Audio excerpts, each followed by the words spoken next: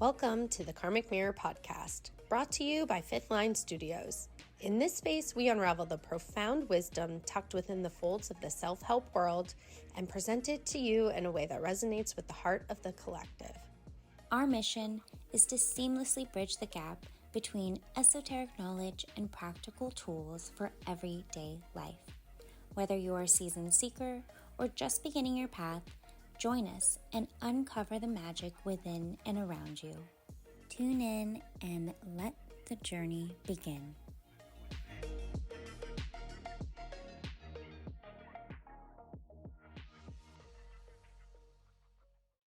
Hello, everyone. Hello! And welcome to this astrology primer episode, where we aim to break down the complexities of astrology in a way that's both thorough and accessible.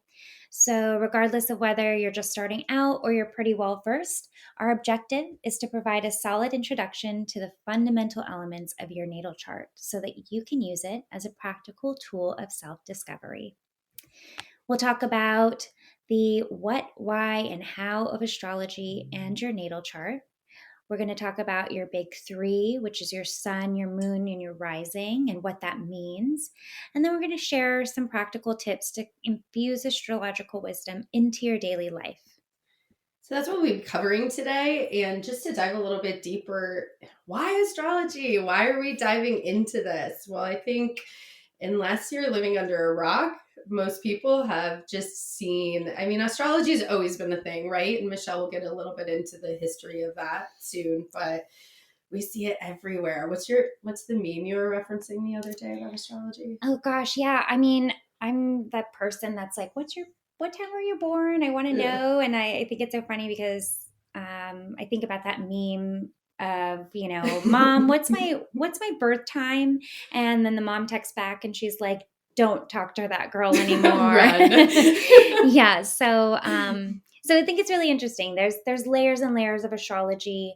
And it's pop culture, right? Yeah. There's just different ways to tackle it, but go ahead. So many ways. And so it's going to come up as a topic throughout our episodes on Karmic Mirror. And why we wanted to dig a little bit deeper is because we just really recognize within this modality the personal growth and self-awareness, right? We might be reiterating kind of our trailer or the purpose or intent of the pillars behind the Karmic Mirror, but through this modality, deeper connection with oneself, fostering personal development, a sense of purpose. Yeah. Oftentimes it can give you guidance in life. And I think for Michelle and I, it resonates deep enough with us that it is a topic of conversation, kind of woven into a lot of topics of conversation. Oh, I was having a hard day, and it'll automatically go to, wow, astrologically.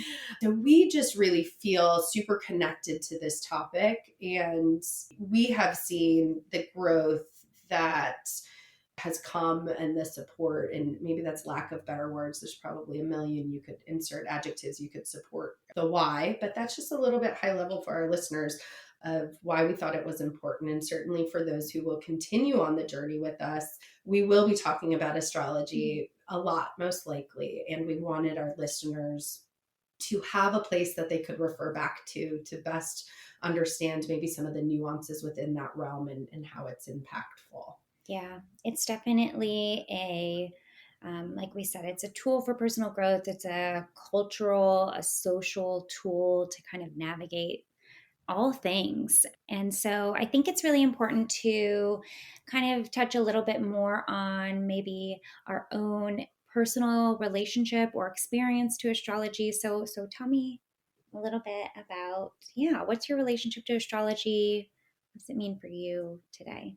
Well, it's interesting. I was thinking about this literally this morning, and thinking about, as I was prepping for this podcast, and thinking about astrology and where it was introduced. And for me, without giving a whole biography on Allie's journey with astrology, I think most people can resonate with, I know my horoscope. I listen to my horoscope, right? And I know my sun sign, which Mine is Pisces, and I bring that up because what was interesting is growing up, I didn't want to be a Pisces. I was like, fish is stupid. And it's how you resonate, right? I don't want to be a fish, and I'm not sensitive. I'm not this, I'm not that. And the interesting thing also was, which I didn't share with you earlier, but it comes up for me now. They're also, and this might go a little bit deeper, but I remember the people in my life, there was actually the sentiment of, they're just going through a sensitive time right now, right? When anyone would get emotional.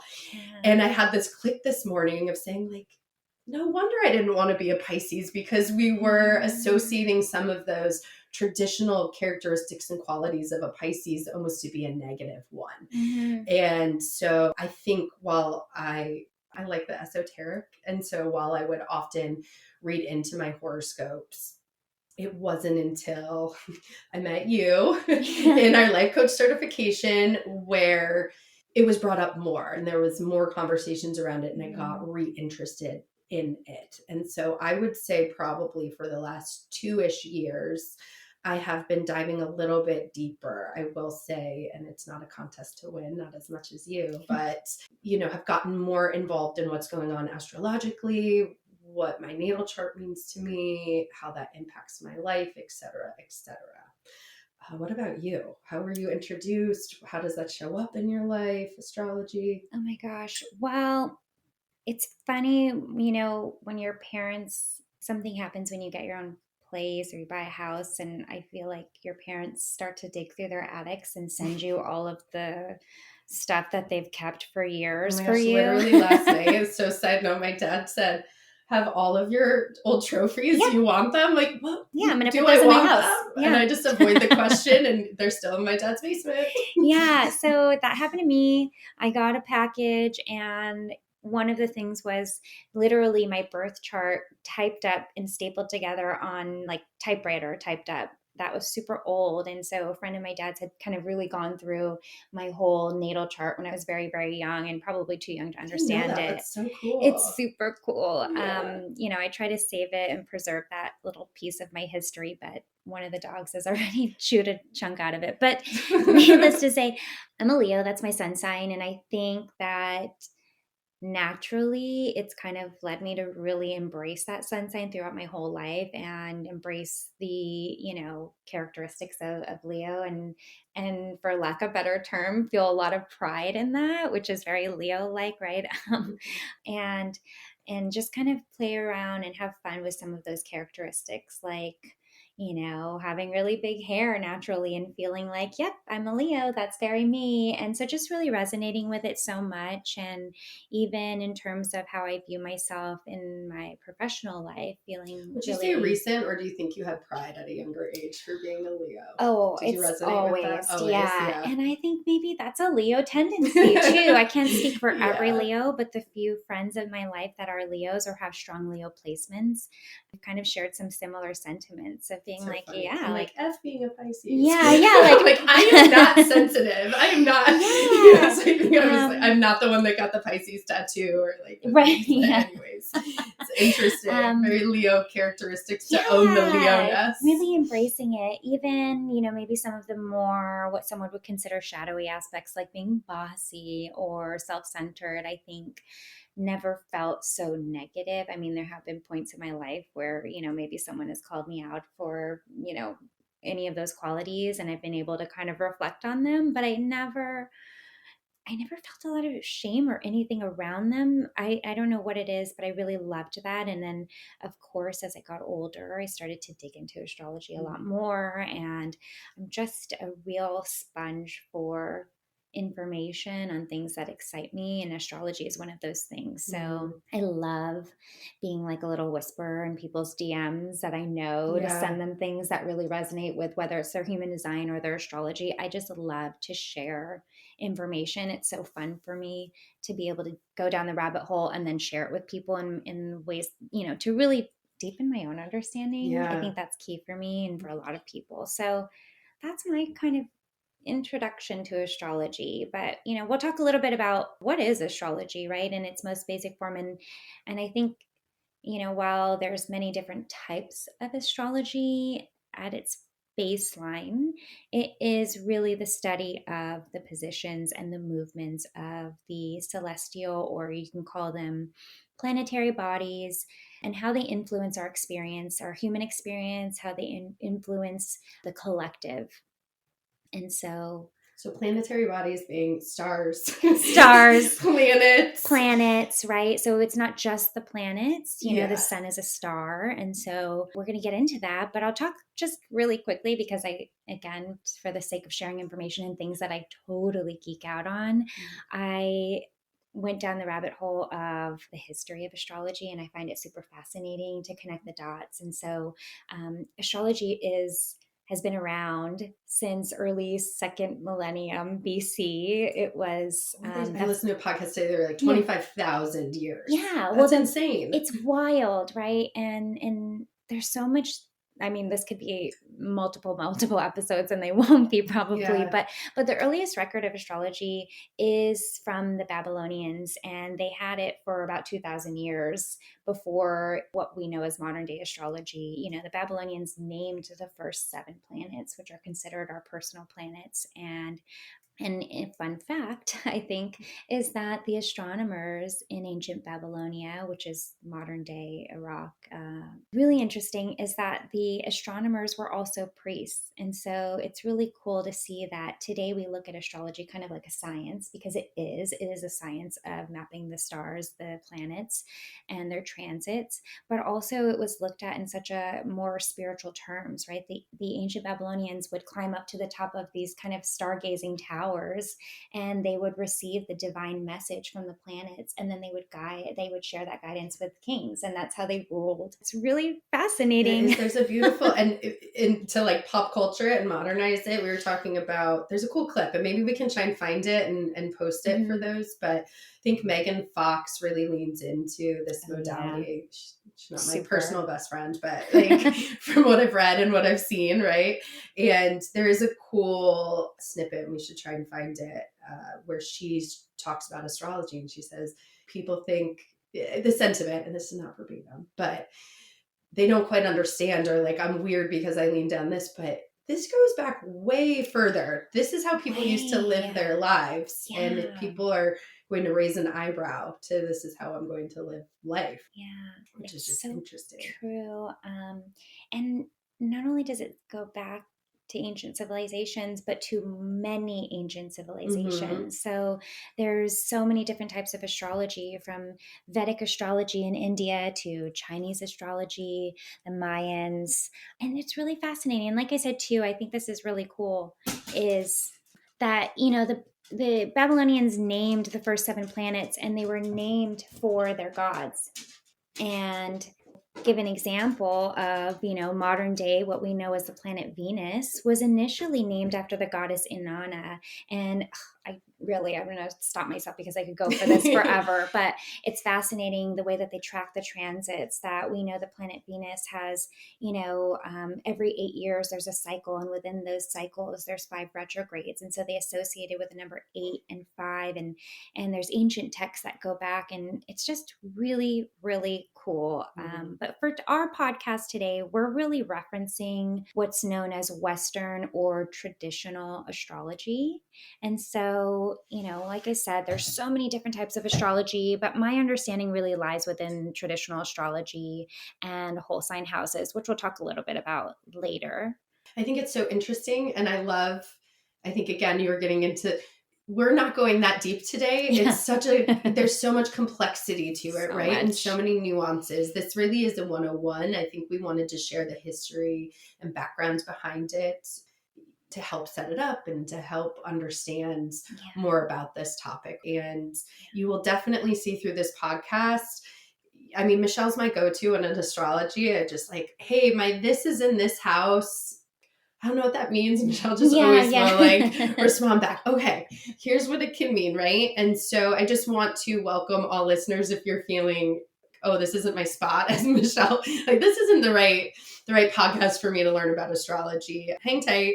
You know, I'm definitely that 101 gal, and the not as deep. And I think it's why I love having Michelle as a friend, because she helps put things in really layman's terms. And so I think the history is so cool and the background is so cool. And I appreciate you Yeah, really it's diving into that. super. But, and so going back to that, I think there's different ways to interpret astrology based on where lineage. And so I feel pretty strongly, and I think maybe we agree, right? It's not about necessarily predicting the future, although Yeah. there are types of astrology that do a little bit more forecasting in that sense. But for my understanding, it's really about understanding those cosmic energies that are at play in our lives, and then using astrology as a tool for personal development, for personal growth, to understand yourself deeper, whether it's through understanding your personality, how you best show up in relationships, how you communicate, how you take action, or really how do you fight, all of those things that astrology can kind of share or shed some light on. And then using our free will to understand how we interact with those cosmic energies going on around us. And then, so I think like the 101, the place I would recommend our listeners start is by pulling your natal chart. If you don't have that, I would recommend pausing right now, because it might, and going to find that, because it might be helpful as you hear some of the things we're talking about to refer back to and really make it real time and resonate with you a little bit more. Our natal charts, for those of you unfamiliar, is a snapshot, or really a map of the sky at the exact moment you were born. The placements of the planets really tell a story of your soul's expression, from your personality, your motivation, your purpose, how to best communicate, take action, love, et cetera, et cetera. It's that cosmic blueprint. And there's lots of places you can find your birth chart. You will need your location of where you were born, and then date and time of birth. That would be the first. And I know we get this a lot, like even not we, because people are reaching out to us. We're not astrologists necessarily, but I hear this a lot, because there's several different, in human design as well, you need this information. And where do I go get my natal chart? Let's maybe start there, because I was going to dive into what happens if you don't have that. But let's talk about first, where can you go get your natal chart? So there's Cafe Astrology, Channy Nicholas, our fave. Where else, Michelle? You can check AstroSeek. There's all kinds of websites that you can pull your natal chart. And like you said, right, you need your exact location, date, and time of birth. Because it is a snapshot. It's a picture of the sky in the moment that you took your first breath. Or came earthside. And I think it's really cool to look at your actual chart. There's so many apps that you can do that'll just pull up all the information and kind of tell you about yourself. But there's something really empowering about just being able to pull that information for yourself and then ask your own questions. Go search for that specific information. Oh, I see my house. I see this sign is in this house. What does that mean for me? Go watch a video, on YouTube, an astrologer, an expert. So really interesting. Do you want to talk about the rectification astrologer? Or I guess I just did. So no. So where to find that information, right? It, of course, if it's on your birth certificate. I know for me, mine is on my birth certificate, but that's not the case for everyone, and not everyone has a birth certificate. You can certainly ask your mom if you're able to, and may or may not be exact. I don't know. My mom had it written down somewhere, so she was pretty exact about it. I've got to see where her Virgo placements are. She has that for all my siblings.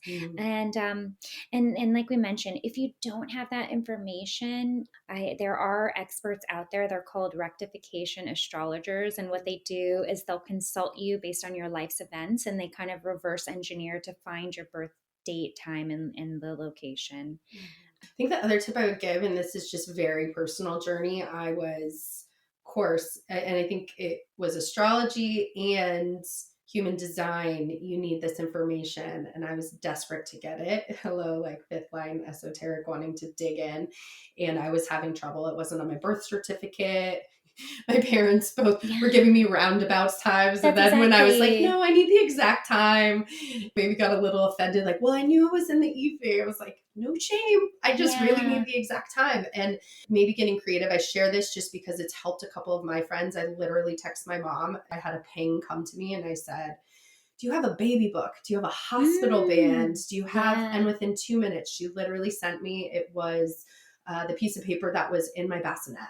I love And that. I had a friend who like exact same thing. And so I think if you don't have, if it's not on your birth certificate, and I was trying and trying, and I, was calling the hospital where I was born, all these things to try and get it, Yeah, and we it have a wouldn't happen. friend. And so it's just, it may be out there. And again, I have a lot of compassion for people who may not have access to that, whether through adoption or whatever the specific nuances. But there are, what's the name of the The people who rectification rectification astrologers. astrologers? Yeah, people Maybe who we'll really look for some specialize. links, maybe to just post in the show notes for For people. sure. But I think that's a really interesting journey. I mean, we have a mutual friend who also had to call a hospital, wait, and finally got it. And it was just a really cool moment to come back and explore her chart a little bit deeper. Can you maybe just like very high level? I think you do a really good job. When we get the natal chart, what will Mm-hmm. we be looking at? All right. So the chart, and like I said, you can hear my dog's little feet clacking in the background. But, when you pull your chart, right, it's a circle and it's going to look like a pizza. And if you're looking at your chart through whole sign houses, and again, just like there's many types of astrology, there's many types to split the sky. And whole sign houses, it splits the sky into 12 equal houses. And so it's going to look like a pizza with 12 slices. And so if you want to pause now, grab your natal chart, we're going to dig into your big three. And that's really where we're going to start to focus the bulk of our episode today. So let's start with the sun sign. The sun sign is traditionally probably what most people know. I'm a Virgo, I'm a Mm-hmm. Sagittarius. This is what most people are familiar with. Can you, Michelle, highlight what is the sun sign? Why do we care about it? Can you just maybe define that a little bit? Yeah, And absolutely. also maybe like why these three? Why are we Why these focusing on these three? three too? Sorry. Yeah, no, absolutely. I think it's really important this is a good starting point. Like we said, there's 12 signs, 12 houses, there's planets. So there's so many layers of learning, but your big three, or you can call it your cosmic profile, you can call it whatever you want. But these are going to be the most influential and important placements in your personal natal chart. And so, like you said, people do tend to focus on the sun sign because it's the first thing that we usually learn about is our sun sign. It's where you go to read your horoscope and, in Cosmopolitan magazine in the early 2000s. And so your sun, it's like the sun, right? No one can really ignore the sun. It's where you shine. And it's also kind of tells a story of your true essence. Who are Your life's you? purpose? Does You're that Yeah, I that's think it what can I've be that. read. Yeah, I've read that Mm-hmm. too. Like your life's purpose. I think of the quote, I think it's Glennon Doyle, is who are you before the world told you who to Oh, be? I love And that. that's what I associate with the sun sign. Like, who are you when you are shining, when you're taking up space and you're unapologetically just living in the sky, radiant and in like in your true essence. And so when you're looking at your chart, right, there's a pizza and then you have a horizontal line across your chart. That is the horizon at the moment of your birth. And so I'll just give a quick overview. So the first house on the left coming up over the horizon, that's your rising sign because it's ascending, or you can call it your rising, your ascendant. It's ascending over the horizon at the moment of your birth. And then you have the sun sign, right? This is the zodiac sign that the sun was in at the moment of your birth. And the moon sign is the zodiac sign the moon was in at that exact moment. So what does that all mean, right? So we said, the significance of your sign, it's where you shine, it's your true essence, it's these fundamental aspects of yourself. And something that I think is important to touch on is that we all have every sign in our entire Mm-hmm. chart, right? Oftentimes, we think of a certain sign and we associate it with a person that we know, and whatever that could be. It might be positive, it might be negative that we consider it. But the reality is we all have every single sign expressing itself in different areas of our life and different areas of our chart. And so I'm going to just kind of go through a quick overview of the zodiac signs, right? These constellations, they're all different archetypes. And you can go into the deep dive of the history of these archetypes, but it's really fascinating, the mythology and the stories. So if you think about the zodiac signs and sort of draw this parallel to the hero's journey, So Aries starts the zodiac. And so Aries, the archetype of Aries is the warrior. So a couple words that kind of personify Aries, right? They're brave, they're courageous, they're action oriented, Independent. independent. Yeah. And then you have Taurus comes Can I just next. pause real Yeah, quick? please do. By no means are we putting people in boxes with these high level words, just or Yeah, descriptions of these signs. It's just to give a high level for those who may not be as familiar or you're looking at your chart, totally. just some understanding of these signs, right? But Yeah. we could have whole episodes on just one sign and what that means as well. That's exactly it. Well, and I think to your point, just acknowledging that we each have every sign in our chart starts to remove this personal aspect of associating it with a person or a thing, right? We all express these qualities, and There's no so hierarchy. yeah, There's there's not no good. There's not bad. It's hierarchy. how we work with it. That's exactly it. Mm-hmm. And they're going to express themselves in different ways. So Aries, the warrior, Taurus, the archetype of Taurus, there's so many, but one of them that stands out is the sensualist. It's an earth sign, right? So Taurus are really grounded and yeah, they are associated with material comforts, creature comforts. I And like the word stabilizing mhm, is what was mhm. brought up. And also we will the dates where these fall, and I will let Michelle, Yeah. definitely we have an asterisk in a note with these Yeah. dates, but for those of you who might be newer or don't know where you land for Aries, you were born on or in between March 21st and April 19th. Taurus is April 20th through May 20th, and we'll highlight those as we're describing. But Michelle, can you talk about those dates? Because I know there's different. Yeah. What, I'm not even going to That's attempt. Why don't you okay. explain? Yeah, I'm not so familiar with the exact dates themselves because they may change. Really based on the type of astrology, they may shift by a day or two here and there. And also think about the seasons that they really Mm, personify, right? So Aries, Taurus, Gemini, we're in the spring season here. And so just thinking about that time of year. mm. But yeah, so Taurus, it's a fixed earth sign. It's really interesting, right? So we think about the hero's journey, right? The Aries, when you're just, you think of Aries that action oriented. It's like I was born ready for this, right? And then Taurus comes in with that stabilizing energy and is like, yes, we're courageous and also we're thoughtful, and we're not trying to get to the end game right away. We're like really going at it from this steady, grounded place. And then you go into Gemini.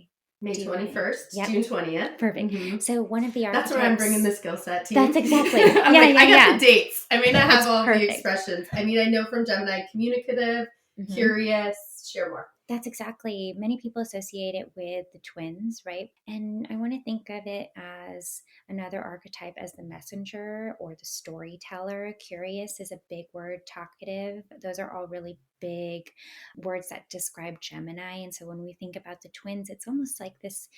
I think maybe Geminis can get, like so many signs, can get maybe some bad reps, but really think about, yeah, that curiosity or of the twins archetype. Having that, some I heard on another podcast recently, they talked about the twins archetype having their own language, making twins in real Mm-hmm. life making up their own language, and so Mm-hmm. it's really cool to think about Gemini as a messenger, as a storyteller, being really curious in that way. And so, what's next? Cancer. June 21st to July 22nd. Yeah, Cancer, it's the crab, right? It's the nurturer, it's caring, it's emotive. And Cancer, again, like you were talking about being a Pisces, it reminded me of Cancer, right? We always think Cancer, they're so emotional, but they're Sensitive was a word that sensitive. pulled up a couple of Um, times when I was researching. and with that, they're also really nurturing. They can be, right? Or the Cancer qualities can be really nurturing. And so you think about the crab, that hard exterior, because they're really protecting their soft, nurturing emotions on the inside. But they're also the person that maybe you want to go to because they're nurturing. And so there's this kind of higher and maybe we call it lower expression of every sign, just like anything.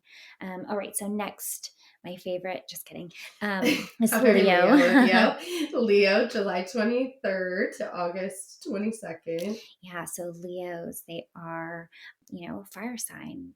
The archetype can be the creator, can be, of course, the lion symbol that we typically associate with Leo. So there's those kind of lion like qualities, the leadership, the Here I have passionate, loyal, and I love Yeah. this one. Infamously dramatic. That's exactly. Mhm. Yeah. Okay. So I heard something really Spirited. fascinating about Leos, talking about this hero's journey, right? So we're reaching the middle of the zodiac. And so at this middle point, a lot of times you might hear Leos associated with the inner child. And Mhm. so we talk about creative expression, drama, desire to be seen and heard. And so in the middle point of our lives, if we're telling the story of an entire hero's journey from birth to the end of our life, right? Through the zodiac signs, and Leo's kind of that midway point, we're starting to see like, okay, now I'm starting to identify with maybe my inner child, my inner desires, and how do I want to creatively express myself and take up the attention without fear of how I am perceived. And so I think it's really interesting to kind of look at where, listening to these different archetypes and these different qualities, and then understanding where they show up in your chart, what that might look like. And that's where the real cool kind of self understanding begins, I think. Mhm. All right, so Virgo is the next sign. So you've got August 23rd to September 22nd. And the research I've done, Virgos discerning, Mm-hmm. thoughtful. Often what I've heard is if you want something done, give it to a Virgo, Oh, right? yeah, Um, yeah. Share like logical, practical, systematic in their Mm-hmm. approach to life. What else? Yeah, the Virgo. Perfectionist. Yeah, I think so. Those are all pretty fair. It's also an earth sign. Another archetype is, or some archetypes for Virgo are the healer. Also another archetype is the virgin. And I think what's really fascinating about the virgin archetype is when you talk about analytical, and if you want something done, like thinking of virgin in the terms of really purity. And a lot of Virgos I know, or strong Virgo placements, they're really analytical. They want alignment, and they're looking at things through that lens of purity of not just how can I get something done, but how can I get it done in the most quality, effective Mhm. way where I tick off every box. And I think that's a cool way to look at Virgos.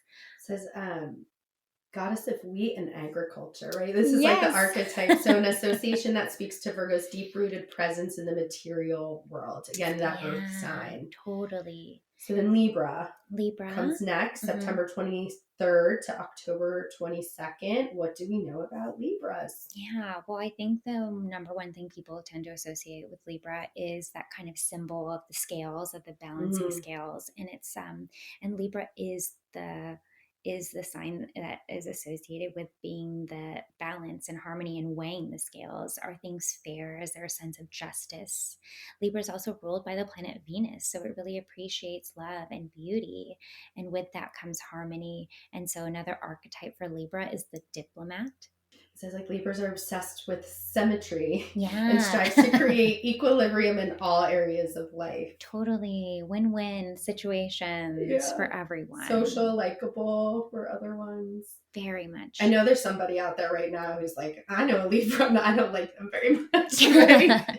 So That's it's not, exactly. There's so many again, we layers. don't make a little and just a joke, but that's what comes up for Libra. So are we ready to move on to Scorpio? Yeah, well, I think it's a perfect transition, right? Yeah. October 23rd to November 21st, Scorpios. Intense, penetrating. What else do you? Passionate. Passionate. Yeah.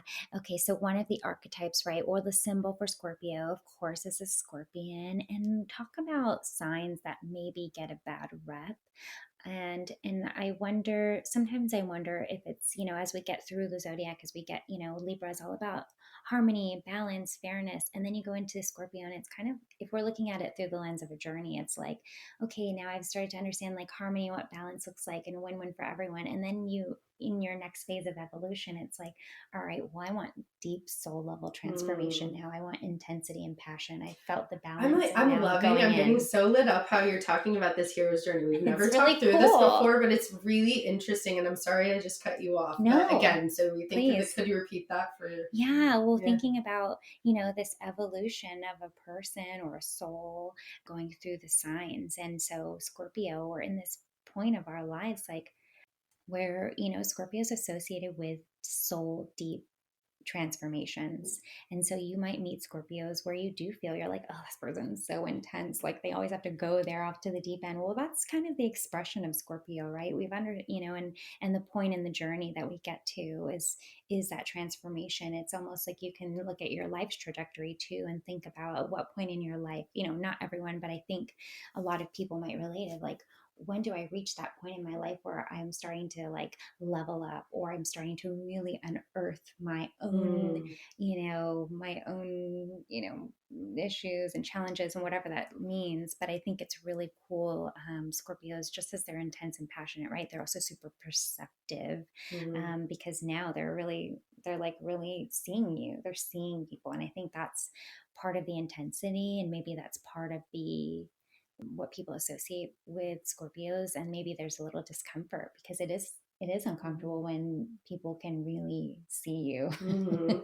And what's coming up for me right now, just a quick ping, is that what we didn't touch about in the why, but why astrology and why it's a cool thing to lean into in this realm, is that I think it also helps you understand others, right? We were all born different. And I think it's not to say, oh, they're a Scorpio, let them do whatever they want, right? Yeah, because they're this way. But it's not a hall pass. It's a great way to say it. But it's also a way to, and that's like the joke with the mom, like, what's your sign, right? But if you're dating and you're like, oh, or a new friend, like they're Scorpio, right? You might be able to understand a little bit more about them or where they're coming from or how they show up. And again, that's very high level, but I think these modalities I love so much because I think they create grace and acceptance, and we're able to lean more into that.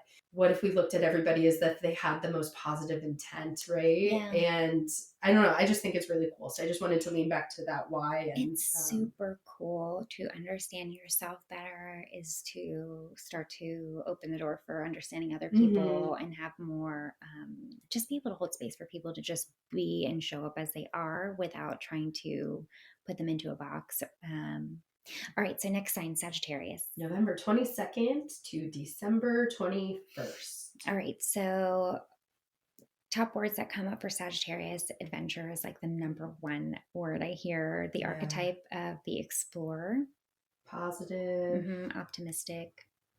The archer. Yeah, the archer is the symbol, right? The philosopher as a guide. And then what else about Sagittarius? It's interesting. I met someone, when I meet people and I'm like, oh, Sagittarius are really, optimistic. And then they're like, that's not me. Right.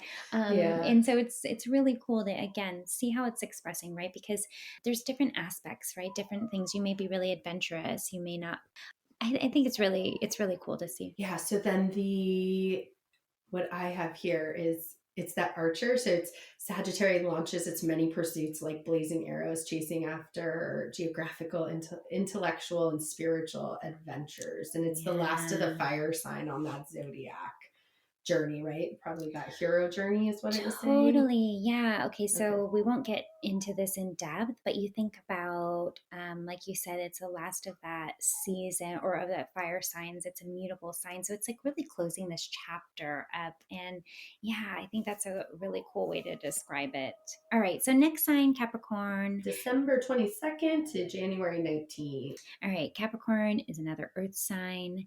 In archetype, or at least the symbol is of Capricorn is the goat or the sea goat or whatnot, and the one of the archetypes is the body ruler. Of a goat and tail of a fish. Yes. So like, what do you call that, right? But I guess what I think is interesting is thinking about it in that way through the symbol of kind of like as we get towards the tail end of the no pun intended, of the zodiac signs, right? Capricorns, I think we always associate this earth sign with being really responsible with, they're ruled by Saturn, right? So they really thrive in these work structures. And that kind of duality of being the mountain goat, slow and steady, but also having that fishtail and kind of inhabiting both worlds, I think is a really interesting way to look at Capricorns, because so many people, again, like they look at Capricorns and they think, this person is like just so responsible and so this and those are wonderful qualities, but there's more to Capricorns. There's so much more. They have such strong leadership skills because they Patience, really, yeah, persistence. yeah, slow and steady, like thinking about the goat, like move goats, like slow and steady, moving up the mountain and just getting things done and tying on things in such a in a Saturnian, really disciplined way. Okay, Aquarius, January 20th through February 18th. What do we know about Aquarius? Aquarius. All right. So we touched on this in our last episodes a little bit, talking about the Aquarian age. In our Cultivating Community episode, we talked about, cultivating right? community. And so some of the archetypes, the innovator, the maverick, right? Words that associate with Aquarius: humanitarian, their future thinking, they're a future Insightful. maker.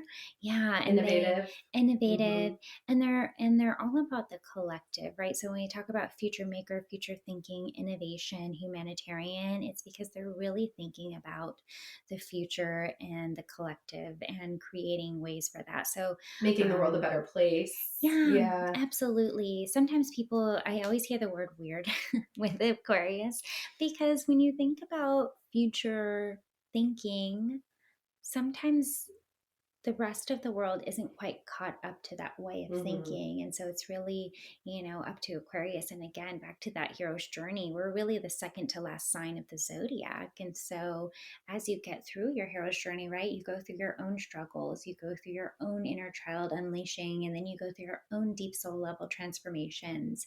And once you do that, you understand, right, like you get to Sagittarius, it's like, now I'm really optimistic and I'm excited, I'm adventurous, because now I've seen, I've gone through such transformation in my own journey. I get to now explore.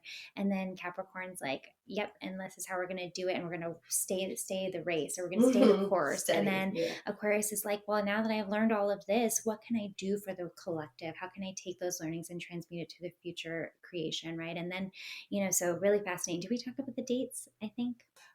For Aquarius, January 20th through February 18th. Not for Pisces. Were you transitioning into Pisces? No. Still? Okay, cool. All right. So now we can transition to Pisces, right? Pisces, February 19th to March 20th. I'm going to let you go first. Okay. So the archetype, the mystic, the cosmic wanderer, creative, intuitive, mystical, spiritual, right? Almost like the wise sage, right? We've gone through this hero's journey. We've picked up so many learnings, and now we can kind of really take that wisdom. It's kind of, what I've researched, Pisces has absorbed every lesson in that hero's journey. That's exactly the joys, the pains, the hopes, the fears, and it's learned by all of those other signs. So back to that theme of, we are not just our sun sign or our moon sign or our rising sign, right? We do have a whole natal chart to really deep dive into. Yeah. But it's really symbolized by two fish swimming in opposite directions, representing the constant division of the Pisces attention between fantasy and reality. Yeah. Oh, that's so cool. I love, and that's what's really interesting about the archetypes, the stories, right? They each kind of paint a picture of this expression. So thinking about, kind of relating it back to our lives and what that looks like, right? The sun sign and the life's purpose. Yeah. Okay. So, some examples, right? Well, let's use the Pisces example since we're on it, right? So if we think about qualities of Pisces: dreamy, maybe empathetic, super artistic. How does that show up for you, as your sun sign? Does that resonate with you?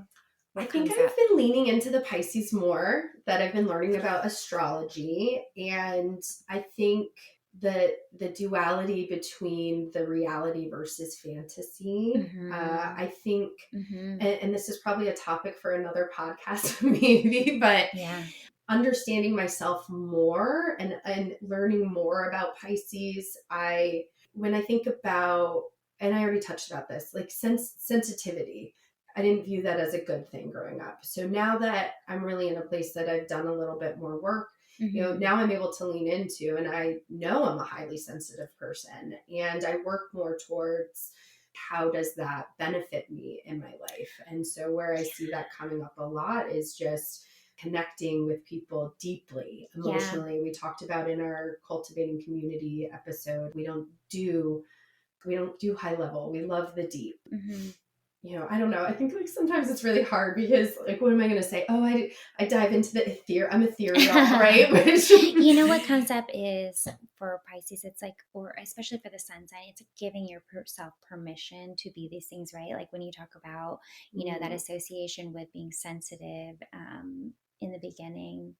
And so it's almost like as you get more into it, it's giving yourself permission to let your sensitivity and emotions or maybe your connection to the deep be this thing that where you shine and not something to feel like you have to hide because it's just so part of your essence. And so one of the other examples of Taurus, right?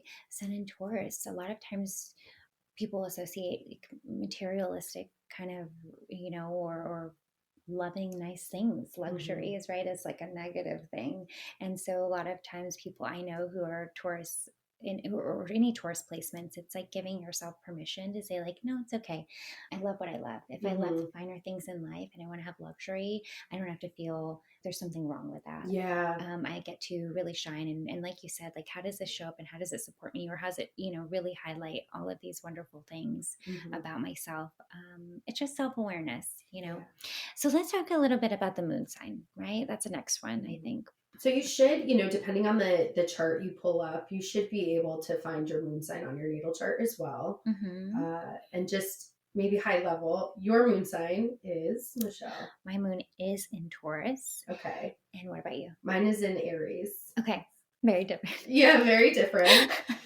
Okay, so the moon sign. Yeah, can you talk about the significance? Why do we care about the moon sign? How does it show up? This is your inner world of emotions. It can be kind of your instinctual emotional reaction. It can also be how we want to be loved. We associate it with the moon, right? The moon goes through her phases. And so she's constantly flowing. And so this inner world of emotions, our emotions are not stagnant either. And so it's really interesting to think about how that shows up. Sometimes people associate the moon with like your home life, which can be very much private, personal, vulnerable because it's your inner world. So I think that's a really cool way to look at it. And how do you have an example? I think of the three, I think the sun has been the long lasting for me, so I can dive into that. While I maybe didn't have a ton of what I resonated with in the example, but I've also been really focusing on rising. Moon is probably the one that I'm least familiar with. I think it'd be helpful. How do you see that show up for you in Taurus? Okay, so, and I think you're right. I think the moon maybe generally is the one that we kind of maybe least dig into, but as a Taurus moon, okay, so probably the way it shows up for me every day is that fixed kind of stabilizing, grounding energy within my world of emotions, within my how I want to be loved, and so, or within my world, my inner world, my home life. And so thinking about maybe this, I don't like to say lower, but like lower vibe of a Taurus, right? Like is what is ground, what is stabilizing energy look like when it's ruffled, when things are thrown out of in the mix that you weren't expecting. I find myself without that self-awareness can get totally like wrapped up in a story like, oh, hold on, I was not expecting you to throw this thing at me today. I was planning for a relaxing morning. I was planning for this, or whether it's an emotional thing. It's not where I was headed today. Yeah, not where I was headed. I was going at my own pace. I was, here cozy. And then I think where the self-awareness and where this becomes this really cool tool for self-understanding, for growth, is understanding that about myself so that I can kind of have that verbal dialogue of, or inner dialogue of like, I'm going to be a little bit more in the flow. If things come up unexpectedly, I'm going to have a little bit more awareness and know that my natural state of mind or emotions is to get really ruffled by that quick change, or the spontaneity that isn't necessarily my jam. And I think, so literally as we're sitting here, and I will give a plug for Channy Nicholas's. I have her app. We also, through Karmic Mirror, have a discount code we'll put in the, that we'll put if anyone's interested. So this is also a tool that you can use when you don't quite understand things, right? And so I think I'm an Aries moon, and how it shows up for me is by reading. And so I pulled up the app. It says difficulties at least offer the thrill of problem solving, but the daily drudgery of life can feel like the bane of your existence. Is how it shows up. You're likely to stir something up just to have something to do. It's important for you to build a lifestyle that feeds your desire for new experiences. And that just resonates so hardcore, which then now lights me up. I'm sure after this podcast, I'm going to dive deeper into my moon, but I can see how that shows up. And also, by the way, and we'll have a human design episode in the near future, but it's that also really connects deeply with what I learned about myself in human design. It's so true. Oh gosh. And if I think about it, and I know, we're not going to talk about the other planets like Venus, but because the planets really play a role too. The planets do play a role. They all have their own part to play in your expression, in your life's journey. But I think about if the moon can represent also maybe how you want to be loved. I'm a gifts person, and love languages. I love the thought that goes into things that really do support you on the material plane. So having a really nice cozy surrounding, having thoughtfulness put into whether it's gifts or things like that, it's really cool to see how these show up for you, understand yourself better, give yourself permission to just be exactly who you are. Oh gosh, it's so funny because it ties back. Is that like 5 love languages with the gift, right? Yeah. And so I'm sitting here, I'm going, oh goodness, I'm reading the notes for my Aries moon. It's like emotionally impulsive and assertive, needs independence and thrives on excitement, right? And I'm even thinking, I'm like, yeah, I'm an acts of service. I was going to say acts of service, totally. Yeah, because oftentimes, ding, it makes sense. And here in like real time, listeners, you see how you can just learn more about yourself, and that's really helpful. And think about how you can show up for those. I mean, like literally in your home to love you the best way based on your moon. So true. All right, so let's get into the rising last, right? So I like the rising. I'm wondering, I like it. I like it. It's okay. Yep. It's okay. But talk about the rising sign, Michelle, and also if you could, because there are people that say, these people say, it's really important to look at your rising sign, even maybe more than your sun sign. Yeah. So could you open that up for us? And I am those people. Okay, we found those people. I personally don't really read my sun sign horoscope. I read my rising. And so just like we said, the ascendant or the rising, whatever you want to call it, is the sign that was rising over the horizon at the moment you were born. And so it can represent your public persona or what you show to the world. It can also be your outer appearance. It can be your first impressions. And so when we say rising, also I think Chani Nicholas always describes it as your motivation for doing life, right? If the sun sign is kind of your essence, your purpose, then your rising is the motivation for doing life. And steering your ship. Your ship. How it's explained too. And now when you say how you're seen, do you mean literally people, this is how they view you? And I know I hate to make it so black and white like that, but talk to me when you say that. What do you mean by that? Well, let's talk about like maybe personal examples, and I don't want to make it all about us, but I think it's helpful to see, right? So I'm an Aquarius rising, and so if we think about what is the first impression, and I in my experience, I've definitely gotten kind of that like I think it takes a little bit to get to know me or a few conversations, but from the first impressions tend to be like, oh, she's kind of like jumping into the astrology and we just like exchange names, like where she's jumping into these like weird kind of esoteric topics right away. Yeah. And that can kind of come off as a little weird, or maybe, again, I think that's really interesting. Also, I read somewhere about the outer appearance, about your rising sign associating with certain qualities of your outer appearance. What is your rising? I'm a Virgo, and so when I'll let you finish your thought, and I'll No, go ahead. You're cool. So Virgo, and again, if we go back, like very discerning, thoughtful, Virgo rising, exacting, critical, deeply introspective, intrigued with intelligent systems, especially ones that are healing, efficient, and naturally occurring.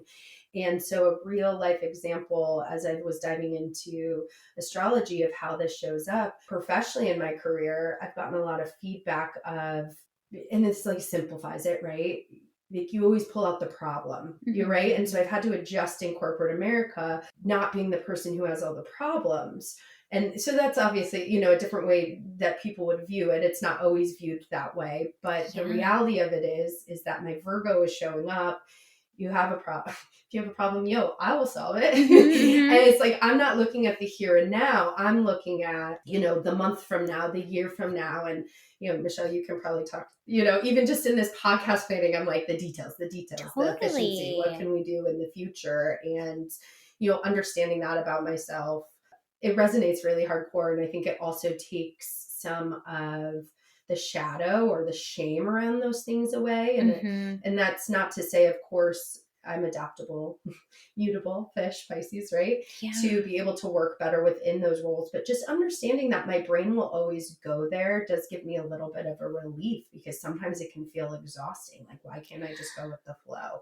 But that's how I see it for the rising. And I think I see how people can look at me again, like that resonates with me, of how people have viewed me as that Virgo rising. Yeah. It's almost like, if that kind of spiritual Pisces energy is where you really shine, but what's motivating you to shine and do life is having that real precision and an organized approach to it. It's really cool because it's kind of these polarities that play together of like, yes, I have this like wisdom and, and kind of that Piscean energy, but I also really want to be able to give you the tactical, practical approach to all of that. And it's cool. It's a cool way to look at it. All right. Anything else about the rising? So I think you'll see a lot of modern day astrologers, Shawnee Nichols. I have not given a shout out yet to Chris Corsini. You love Chris Corsini. I love me some Chris Corsini, which we can talk about maybe in the next section. But is there anything else? I think you've done a beautiful job of highlighting the rising. Is there anything else within the sun, moon, or rising that maybe we may have missed that would be important to touch upon? I think that's like a really good overview, right? One of the things I will say about rising is I love the term, it's what you're rising into. It's the easiest way to remember it, right? Like this is part of who you're becoming more of. It's this expression of yourself. I think is really cool.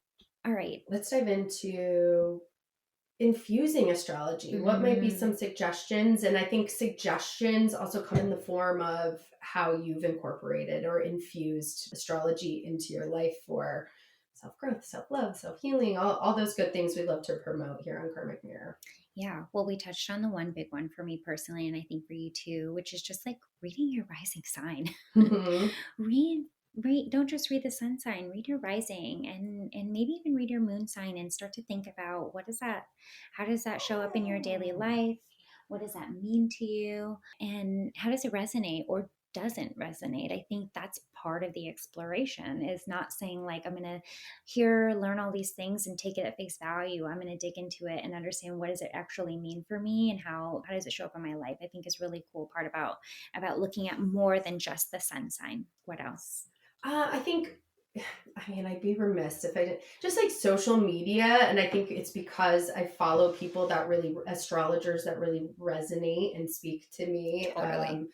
So I think if that's something that resonates with you, certainly we will tag some of our favorites in the show notes. And don't worry, you will keep getting them based on the algorithms of social media once you start looking. But I think that was a way that I started to get more integrated. So things like I was always aware when full moons were. I didn't understand how that really impacted my life, or new moons. And so just being more engaged on social media, I start to see like, oh, when are these popping up? What resources do they have for me to dig a little bit deeper? So I think that's really important. If you're interested, look in our show notes, find, ask your friends, go look up, and I'm sure you'll find an astrologer out there who speaks who speaks to you, and their words really resonate with you. Again, I think Chani Nicholas, we talk about a lot. Chris Corsini, I love because he's funny. I think he talks in a really practical way. Girl in Her Moon is another one that I follow. What are some for you? Yeah. I love Amy Leah. She's a human design and astrology expert, and she really weaves them together beautifully. Actually, she weaves together human design, astrology, lunar transits, and also the gene keys. Like, she's just really cool and kind of weaves them all together in a way that is so, I think, easy to understand, even if you don't have a deep understanding of any of these modalities.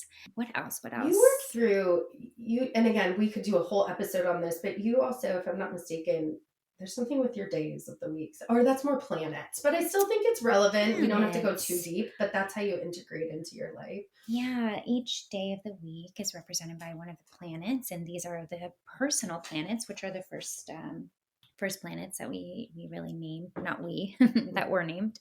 And each one kind of has its own expression, which, again, I think we spent a little time talking about the different archetypes in the zodiac signs, because I think once you understand the archetypes, once you understand a little bit about each sign and the planets, then you can go into your chart and start to see them differently. You're like, oh, okay, I see this expression and now it's showing up in this way. And I think it's really cool. I do use the days of the week. I wrote a blog about it. I wrote a blog about the personal planets as well, because I love shout out to dig into this information. And I think, you mentioned the lunar transits, right? So the moon's a new moon, full moon. And I think that it's become really, really popular culture to do these new moon, or full moon kind of little rituals. And something interesting about the moon, right? It's always changing. So every 2.5 days, it's in a new sign. And so even just paying attention, right? You can get a widget on your iPhone now that tells you what sign the moon is in. And so if you know a little bit about that sign, even if you know 2 words about that particular zodiac sign, and you know that the moon, or we'll use this example, right? I don't want to go too deep, but let's say it's a new moon and it's in a particular sign, right? Maybe it's a new moon in Cancer, right? The Cancer is ruled by the moon. So it's the first sign that came to mind. But we think about what happens with new moons. We want to start a new adventure. We're planting seeds for something to come to fruition over the course of that lunar cycle or what have you. And so if it's in Cancer, well, what about the seeds I'm planting or the intentions I'm setting align with that Cancer energy of my emotions and nurturing? Like, how might I kind of set intentions that align with that? And so I think it's cool to kind of just, you don't have to do it really regimented. I go through phases where weeks go by and I'm like, I'm taking a break from astrology, and then I'm really into it again. And so it's just really intuitively looking at what's resonating, what's coming up for you, and then digging into it with that information is such an easy way to just weave it into your everyday life. And I think my suggestion, and this may not work for everybody, but my suggestion is just to, of course, always give yourself grace. And what Michelle, this is going to be the platform and forum where, of course, we say there is no one size fits all model. It's because we're like, oh my gosh, I'm like, I didn't do my journals this week for the astrology, but it just didn't matter, right? Because I was focused on other modalities. And so giving yourself grace. And I think the takeaway and the suggestion I would give is that if you're feeling called to like, even if it's your sun sign or your rising, whatever piqued your interest today, what's helpful for me is to kind of really dive into that one thing and just kind of focus on. So I've been very heavy Virgo rising the last year. I mean, a year of really understanding how that shows up in regards to all of the planetary shifts. And I'm still not, I can't even still articulately talk about it most of the time. But for me, I learn, and I'm a very learn by living life person. Totally. So that's been really helpful for me. And even today in these conversations, just having more conversations. Anything else about just tips and takeaways for those, if they're interested in infusing astrology more into their life? I think we've given some good just 101s. I think so too. Lots of courses out there. There's so much out there. There's so much information. I mean, the number one thing I'll say is if you're able to pull your own chart That's such a great jumping off point, because then you're going to have, more informed ways to ask questions, or ask questions that do pique your curiosity. And I think what you're saying too is letting yourself go where your curiosity, where your intuition is taking you, and leaving the rest, and then finding the resources, because you can pinpoint any placement and then find loads of experts, of astrologers out there, and then you get to listen to different takes on it, and what feels right, what feels resonant with you. And that's probably the most important aspect, is understanding, what's your own truth with this information. I mean, we would love for you to comment if you have any other practices or ways that you really infuse. Please share with the community. Please share with us. We would love to hear that as well. All right, perfect. Well, let's just kind of, recap really, really quickly. So, one, we talked about astrology as a tool for both self-discovery, right? Self-awareness, but also in understanding people in your life better. Also, we talked about your big three. We ran through the whole zodiac a little bit so that you can start to look at how they show up in those sun, moon, and rising, right? And just to kind of quickly recap that, your sun, in a nutshell, it's where you shine. It's your soul's true essence. It's also can be interpreted as your life's purpose. We have your moon sign, right? This is your emotions, your inner world of emotions, maybe how you want to be loved, your instinctual reactions. And then you have your rising sign. So this is your motivation for doing life. It's who you're rising to be. And then lastly, we talked a little bit about those kind of practical tips to really demystify it. So you don't have to understand how to read your chart at all, but we do encourage you to explore the different aspects and really get to know your placements. I think the last thing that we had talked about when we were prepping for this show was that I think this is a really cool way to conclude the astrology concept. Is Demetra George, who's a master astrologer, quote unquote, astrology is a self-secret system, meaning that until the student is ready to learn, the teachings aren't totally accessible. Until we are open to understanding something about ourselves and our chart, it will evade us. Astrology, like any healing practice, works best with time and layering of information. It is a symbolic language that speaks to both our logical brain and our unconscious brain. I love to leave with that, because give yourself grace. Yeah. And I promise you, I think you probably can hear Michelle and I, right? And we're not ranking from like novice to expert here, but we have different journeys. We have different experiences of astrology. And I will say from my experience, when I'm ready to learn something in astrology, the resources come, the messages 100%. come, time frees up, right? And so just have patience, because there's a lot to it. So much to it. I love that quote. I think it's so resonant. It's probably one of the biggest takeaways is just take what's coming up for you, what's resonating, leave everything else, and it'll come back around when you're ready. Every episode, we really love to come back to this theme of self-love and really just have a self-love check-in. How does astrology, how is it helping you cultivate a deeper sense of self-love in your life? Great question.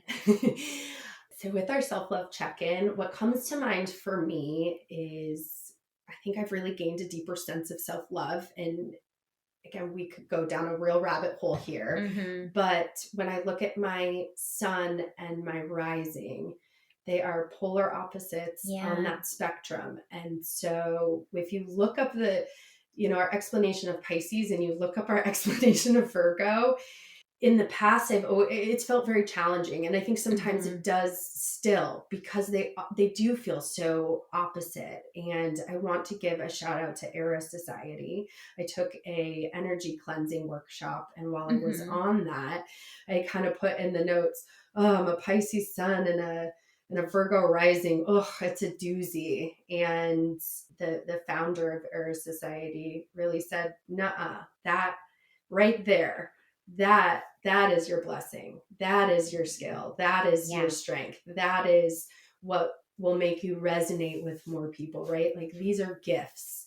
And when we look at self-love in my life, I think just really accepting that duality of me and accepting that people may see me one way, but that I really may feel a completely different way, that duality and the literally those fishes swimming between the two is my gift and where I live. And while I'm still living life and seeing how I prosper in that world, I think it's been a real grace that she has given to me to really call out the dualities of my sun and my rising, and how I've really cultivated a deeper sense of self and self-love. Let me throw that back at you. When we look at astrology, how has it helped you cultivate a deeper sense of self-love, growth, etc. in your life? So many ways, but I think the first thing that comes up is really around relationships. I think that the self-awareness of, not to get so specific, but I think about my Venus placement, right? I have Virgo and Venus, and Virgo doesn't feel very romantic in Venus.